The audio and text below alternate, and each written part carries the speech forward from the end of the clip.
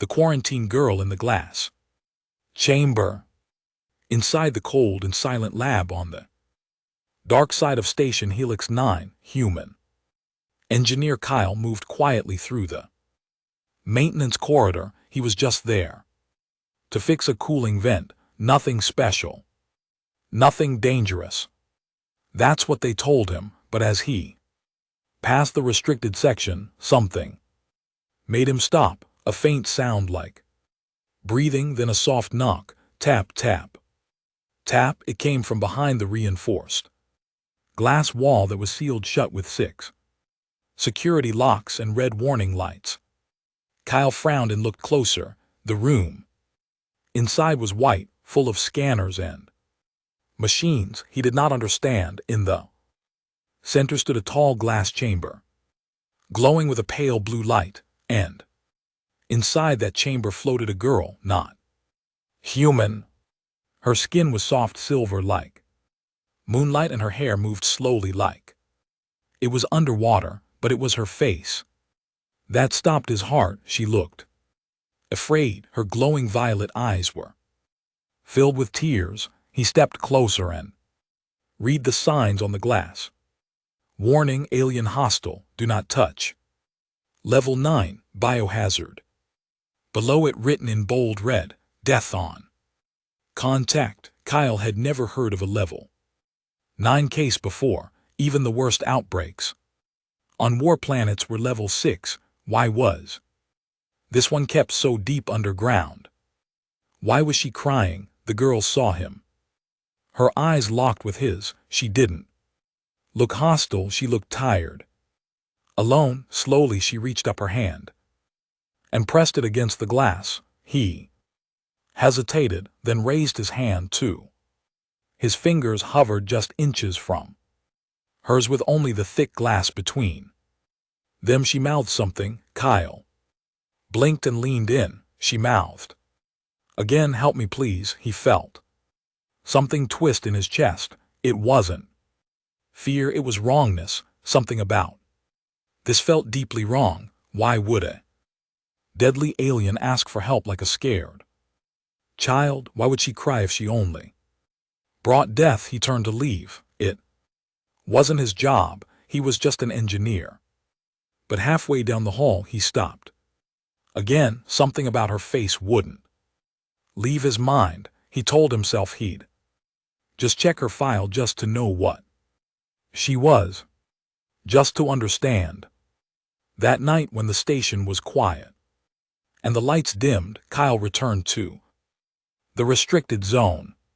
He had hacked into the access panel using an old engineer override code. His hands were shaking. He knew if he got caught, he could be court-martialed or worse. The chamber room was colder this time. She was still awake. She sat curled up in the corner of the glass cell like a child in a cage. Her silver skin shimmered under the lights and her breathing looked weak. He whispered through the glass, "Who are you?" She looked at him and her lips trembled. "Lyra," she said softly. Kyle stared. Name that wasn't in the file. Nothing was. Her record was locked under maximum clearance. Just one line showed Project E311. Terminate on escape attempt. He felt sick. She wasn't a monster. She was a prisoner. No trial, no rights, just hidden away to rot alone. He pressed his hand to the glass again. "I'm Kyle," he whispered. Her fingers slowly rose and touched the same spot. His chest tightened. They just sat there for a long time, hand to hand through the barrier, 2 lives separated by fear. Suddenly, alarms blared far away in another sector. Emergency lights flickered. Something exploded in the distance. Station Helix 9 was under attack. Chaos began outside, but inside this chamber everything was still. Then the power flickered for a brief second. The glass between them lit up and then shut down. The locks unsealed. The warning lights turned dark. Kyle Panicked, no, no, no, he muttered. If the glass failed, she would die, or he would, but Lyra didn't move. She just stared at him and whispered again. Please, I don't want to die alone. Kyle's hand was already reaching toward the emergency release switch. His mind screamed to stop, his training, his logic, all of it said, run, but something in her eyes, something not alien, something deeply human, stopped his fear. With one deep breath, Kyle unlocked the chamber and the door slowly opened. She didn't attack, she didn't scream, she just looked at him, and then she collapsed into his arms. Her body felt warm, alive, not deadly, and Kyle realized one thing: they had lied. Everything about her was a lie, but now it was too late to turn back. He held her close as sirens echoed behind him, and in that moment her glowing eyes slowly closed and she whispered, "Thank you." Her touch burns, but not like fire. Kyle had never carried someone like her before. Her body felt soft but heavy, like she didn't belong in this world's gravity. Her skin was smooth, almost glowing faintly under the emergency lights. He moved quickly down the dark hallway of Station Helix 9, careful not to be seen. If anyone found him now, he'd be arrested for treason, maybe worse, but he couldn't leave her, not after seeing her eyes. Lyra's breathing was slow and uneven, her silver hair stuck to her face like wet threads. He found a quiet storage room behind the old medbay, a place no one visited anymore. He laid her gently on a padded bench, grabbed a clean sheet, and covered her. For a moment he just stared at her. She didn't look like a weapon, she didn't look like death. She looked young, sad, and very tired. Her hand moved slightly. She reached for him weakly, and her fingers brushed against his wrist. The pain was instant. It shot through his arm like electricity, hot and wild, like a lightning strike that didn't burn but shook his nerves. He gasped and jerked his hand away. His skin wasn't damaged, no cuts, no burns, but the sensation stayed like fire under the skin. She opened her eyes halfway and looked at him with worry. "I'm sorry," she whispered, voice dry. "I didn't mean to hurt you." Kyle swallowed and nodded. "It's okay," he said softly. "Just what was that?" She looked away, ashamed. "It happens to everyone who touches me. Their bodies break down. They bleed, or worse, my cells reject foreign life. I'm not normal, but I'm still standing," he said. "You shouldn't be," she whispered. "One soldier tried." He screamed for 2 minutes before he collapsed. The rest wore suits, and still they kept dying. Kyle looked at his hand. The burn was fading. "Maybe I'm different." She blinked slowly, confused. Why would you be? He didn't know, but something told him this wasn't just luck. It was more than that. "Rest," he said. "I'll find you food, something soft, easy to eat." She nodded slightly and closed her eyes again. Kyle stepped out and locked the storage room door from outside. Then he moved quickly through the base, acting normal. He stole a nutrition pack from the officer's kitchen, some fruit paste and warm broth from a broken vending unit.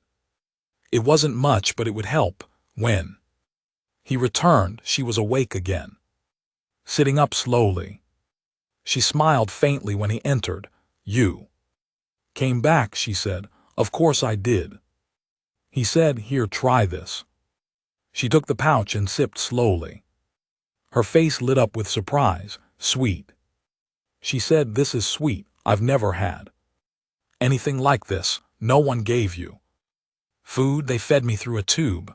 Cold, bitter paste. I hated it, but they said I didn't need pleasure, only survival." Kyle felt sick hearing that. She was treated like an object, not a living being. Lyra looked at him again. Why are you helping me? He hesitated, then said, because no one else did, and because I don't think you're what they say you are. She smiled for real this time. It was small and tired, but it reached her eyes.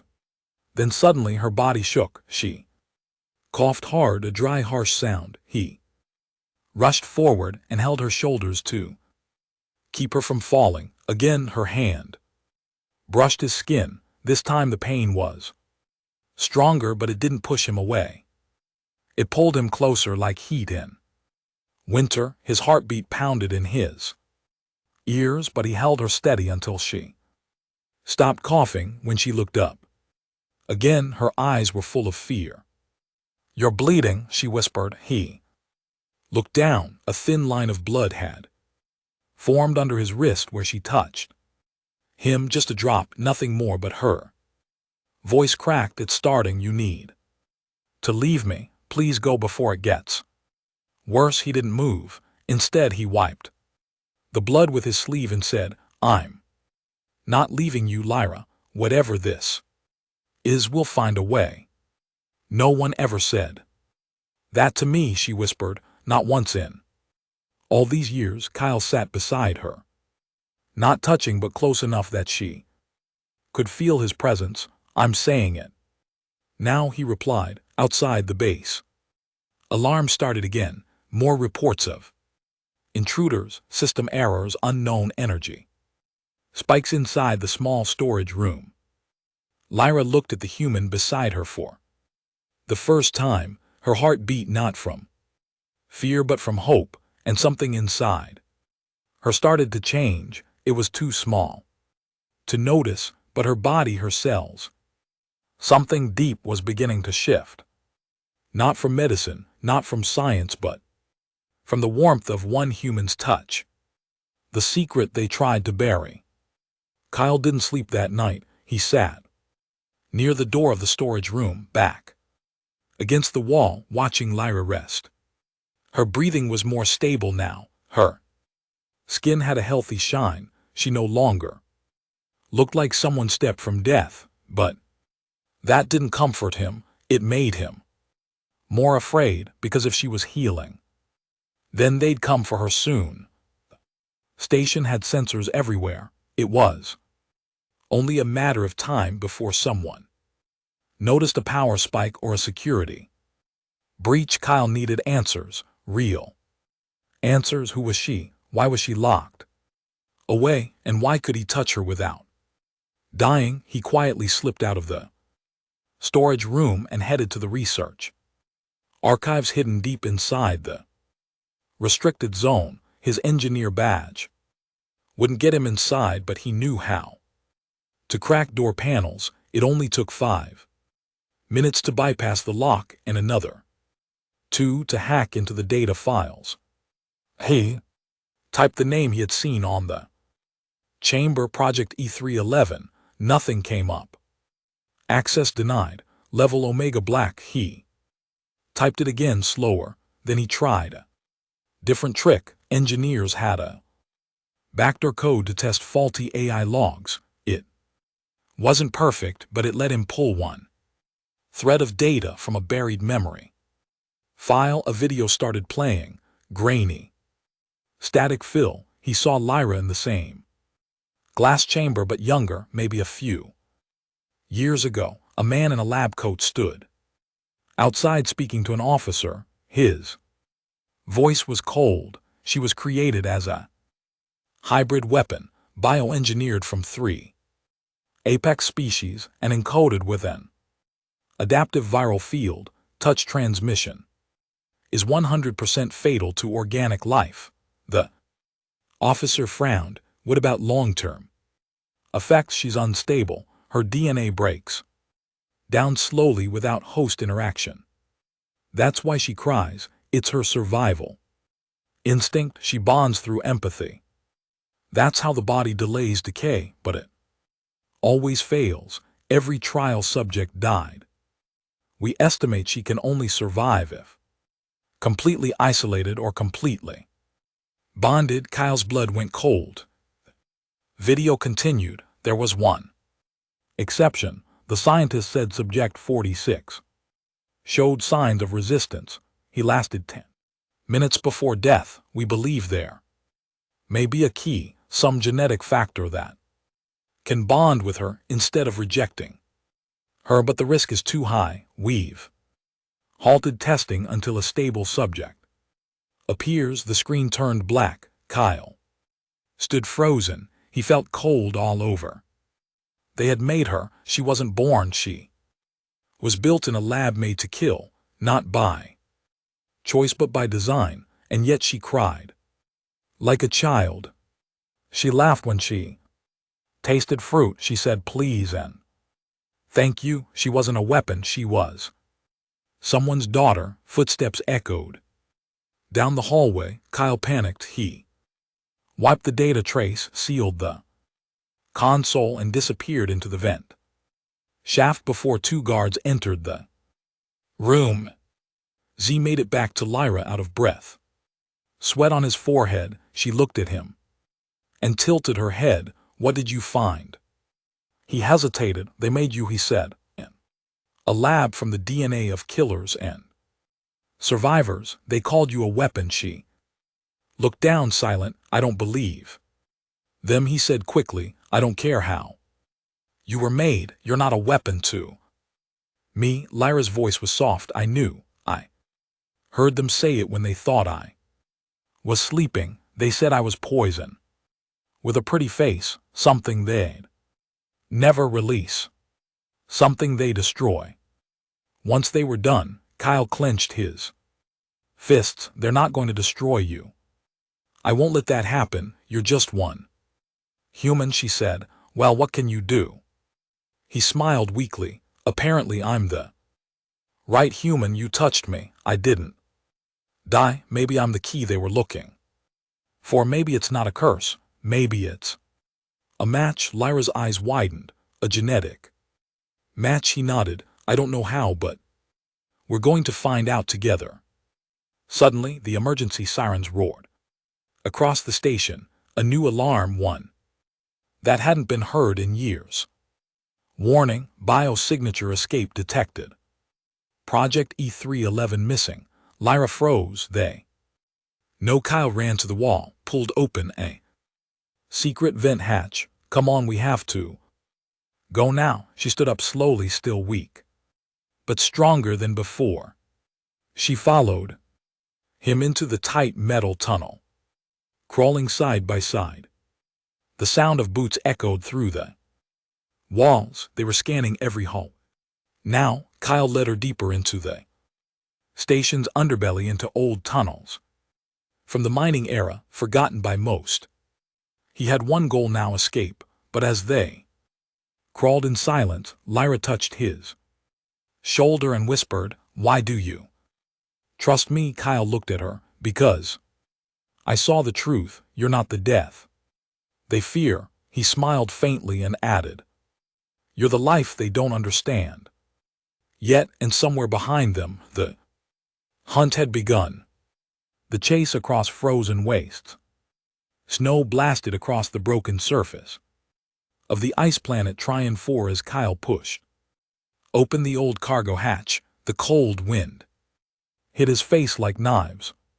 Behind him, Lyra shivered but didn't complain. Her silver skin shimmered under the icy light, and her breath came out in little cloud. They had escaped Station Helix 9 through a forgotten cargo chute, stolen a tiny mining skiff, and crashed hours later on this frozen world. It wasn't part of the plan. Nothing was anymore. Kyle pulled her gently down from the hatch. They landed hard in the snow. Wind howled like a wild beast, and ice stung their skin. The skiff had lost power in the crash. No heat, no comms, no guidance, just wreckage and frosty wrapped Lyra in a torn emergency blanket. She looked pale again, but not weak. Her eyes were alert, scanning the white horizon behind them. Far in the Sky flashes of ships glowed, military. Patrols searching. They are tracking us, she whispered. Kyle nodded. Then, we don't stop.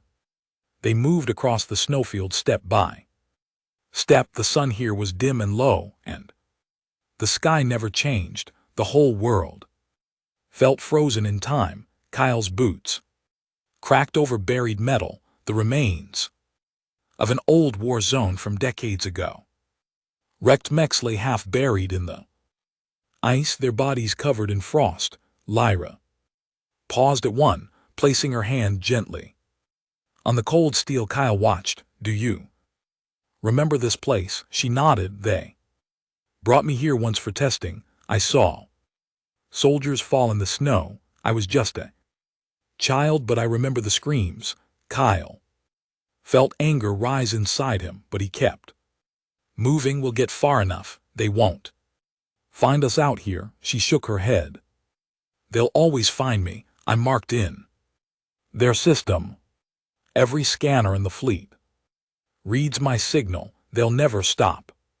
Kyle turned to her. Then we change the signal. Hide it, break it, I'll figure it out. You really believe that? Yes, he said. I do. They found shelter inside the rib cage of a rusted mech, half buried in a frozen crater. Kyle started a weak fire using wires and old reactor dust. It smelled strange but burned slow. Lyra sat near it, hugging her knees. She was quiet for a long time. I used to dream of places like this, she finally said. Cold, quiet, empty. No scientists, no pain, just silence.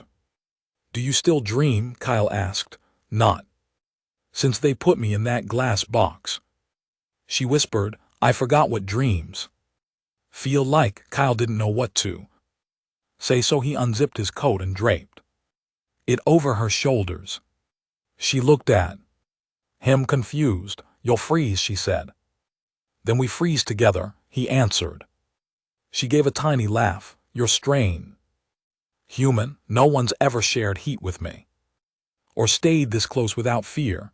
I'm not afraid of you, he said. You should be, she replied. The last person who kissed me died before he could scream. Kyle blinked. Someone kissed you. It was part of a test, she said flatly. They told him to do it. He thought it would be fast, but it wasn't. Kyle looked down. Quiet. I don't want to hurt you, she added quickly. You're the only one who ever looked at me like a person, not like a thing. I'm not going anywhere, he said. Even if your touch burns, even if your blood kills, I'm still here. Outside, a low hum filled the air. The fire flickered. Kyle stepped out carefully and looked up. Black drone hovered far above, scanning the ground. They're close, he whispered. Lyra stood beside him. Her eyes began to glow faint blue. It wasn't fear, it was instinct. Something inside her reacted to danger, and the air around her shifted like static. Snow whipped faster. The wind turned wild. Stay behind me, she said. Kyle stared as the drone scanner turned red. It locked onto them. Then the sky exploded with wind. A wall of white slammed into the drone, sending it spiraling into the side of the cliff. The crash echoed like thunder. Lyra fell to her knees, exhausted, her skin dimmed, and her eyes closed. Kyle caught her before she hit the snow. What was that? I don't know, she whispered. It just happened. I didn't mean to. I didn't even think. Kyle looked at the wrecked drone. Its circuits were frozen solid, no signal, no trace. He smiled. Maybe you're not just dangerous, he said. Maybe you're powerful. She opened her eyes. What if they want me even more? Now, then we give them a reason to fear you, he said, and we survive together. She leaned against him, trembling not from cold but from the strange new warmth growing in her chest. For the First time, Lyra wasn't running to escape death, she was running towards something else. The kiss that changed her cells. The wind was screaming again, this time. Not from Lyra's powers but from the dropships above. Kyle could hear the deep roar of engines sweeping over the snowy cliffs. Bright lights cut through the darkness, scanning everything in their path. He held Lyra's hand as they ran, feet slipping across the frozen rocks. Her breathing was fast and shallow. She was burning up inside. They had spent 3 days hiding across the frozen wasteland. No food left, no fire, no shelter that lasted more than a few hours, and now the military had found them. Red lights blinked in the sky, and soldiers in black suits were dropping from ropes like insects from a nest. Kyle pulled Lyra into a frozen cave, barely big enough for the two of them. He collapsed against the wall, chest heaving. She fell into his lap, her silver skin flickering like dying light. "They're too close," she whispered. "I can feel the scanners. They're inside my head now." Kyle wiped the snow from her face. "Just hold on, we'll find another way." "No," she said. "There's no more running. My body's shutting down. It always happens. They made me to survive short missions, not long escapes. I can't stop it this time." Kyle gritted his teeth. "Don't say that. You've lasted this long, you've changed. You're not breaking apart, you're getting stronger." She shook her head. No, you don't understand. My cells, they feed off connection. I've been holding on because of you, but now it's burning out. The bond is fading." Kyle felt his heart twist. "Then let's make it stronger." She looked at him confused, leaned in slowly, eyes locked with hers. "I don't care if it kills me. I don't care what happens, but if there's even one chance that something inside you is reaching for me, then let it happen fully." Kyle, before she could stop him, he kissed her. Her lips were cold at first, then hot, like touching the heart of a storm. A light sparked between them, not outside but inside their blood. Strange pressure filled the air. The snow stopped falling. The sound of the engines outside turned silent.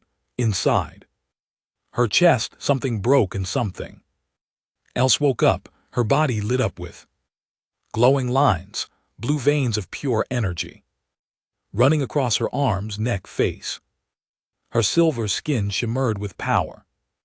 But it wasn't painful, it was soft, warm, alive. Kyle didn't fall, he didn't scream, he didn't die. He opened his eyes and saw her glowing completely, eyes wide with shock. "What did you do?"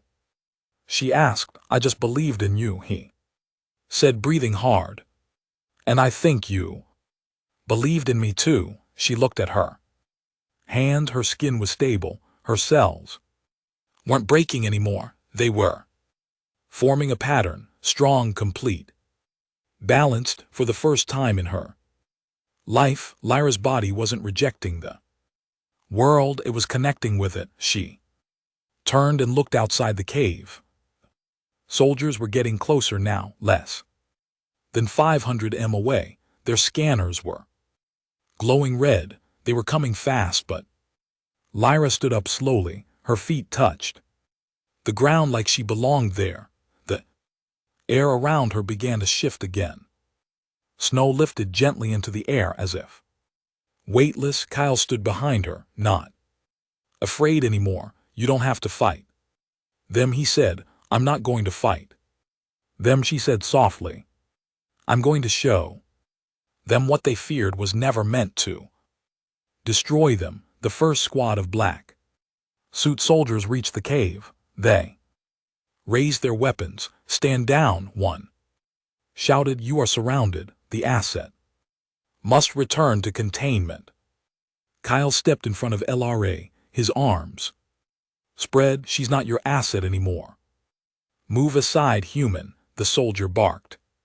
She's unstable, she's more stable than any of you, he said. The soldier stepped forward, then Lyra walked past. Kyle, she raised her hand but not an attack, just a slow motion like brushing the air. A wave of heat spread through the soldiers, their weapons stopped working, their suits froze in place, systems crashing, one by one. They dropped their gear and backed away. What is she doing? One whispered. Kyle smiled. She's becoming what you never let her be. The commander on the ship screamed orders through the radio. Terminate, terminate now, but no one moved, no one dared. Lyra stood tall in the snow, glowing like a star fallen from the sky. She didn't shout, she didn't destroy. She simply existed, and the world bent around her. Then she turned back to Kyle, eyes still shining. I don't feel sick anymore, she whispered. I feel full, like I've been waiting my whole life to be touched and not die. Kyle walked up to her and took her hand. This time there was no burn, no blood, just warmth. He whispered, you were never meant to be a weapon, Lyra. You were meant to be a miracle, and above them, for the first time in years, the sky opened and sunlight broke through the clouds. She's not a weapon. She's a cure. The world watched in silence from orbiting satellite, secret bases, and hidden stations across the galaxy. Every screen showed the same thing, an alien girl glowing in the snow, standing beside a human who held her hand without fear. Scientists gasped, generals cursed, and doctors leaned in closer, because what they saw in her body wasn't death anymore, it was life. Lyra's cells were rewriting themselves. The virus inside her wasn't destroying, it was healing. Where it used to attack, now it repaired. Where it used to burn, now it calmed. Her DNA was stabilizing in real time, and somehow the human standing beside her was the key. Kyle's touch had triggered a change they never thought possible, but not everyone wanted peace. In the deep halls of the Galactic Medical Council, a cold voice broke the silence. We must retrieve her, said Director Maeve, at any cost. Her blood may be the cure to every disease we failed to fix: aging, radiation, burns, planet sickness, all of it. But she's sentient, a younger researcher argued. She's alive. She's not just a sample, she's a person. She's property. Maeve replied. She was made in our labs. She belongs to us. Send the collectors. Back on Trian 4, Kyle and Lyra stood at the edge of the frozen cliffs. Military had pulled back after seeing what she did. No more attacks, no more orders, just fear and silence. They found a small outpost left behind by miners years ago. It had heat, food, and even working water. Kyle helped her settle in. He cleaned her wounds and laughed with her as she tasted real soup. For the first time, it was peaceful for one full day. Then a strange ship landed nearby. Not a warship, not a rescue team. Clean white vessel with a red cross marked on the side. Kyle stared through the window. Medical team, he said. But they're not here to help you, are they? Lyra shook her head. They'll want to take my blood, maybe all of it. We're not going to let that happen, he said. But when the door opened, the team didn't come with weapons. They came with silence. A woman in a gray lab coat stepped forward, holding nothing but a scanner. We don't want to hurt you, she said. We just want to understand what you've become. Kyle didn't answer, but Lyra stepped forward. You already understand, she said. You made me, you called me a virus. Now that I've changed, you call Me a cure, but I'm not yours, not anymore. The woman nodded, then let us prove it. Let us test your new blood, not to take it but to copy it, to help others like you, children dying across the stars. Wounded soldiers, sick civilians, what you carry now could change everything. Kyle looked at Lyra, her face was calm, her eyes glowing softly. Only if I choose, she said, and only if Kyle stays beside me. You trust a human more than us, the woman asked. I would trust him with my life, she said, because he was the first one who didn't try to use me. He just held my hand when I was dying. The team backed away respectfully. They agreed to set up a small scan station outside the outpost. Lyra gave a small blood sample.